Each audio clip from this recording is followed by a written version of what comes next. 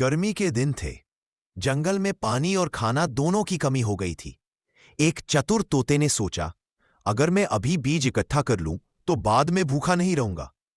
वह रोज उड़कर पेड़ों से फल और बीज लाता और उन्हें अपने घोंसले में जमा कर देता। कुछ ही दिनों में भयंकर गर्मी पड़ने लगी। सब जानवर भूखे प्यासे थे, लेकिन तोता आराम से अपने बीज खा रहा था। सब बोले, वाह, कितना समझदार तोता है। तोता मुस्कराया और बोला, मेहनत का फल मीठा होता है। जब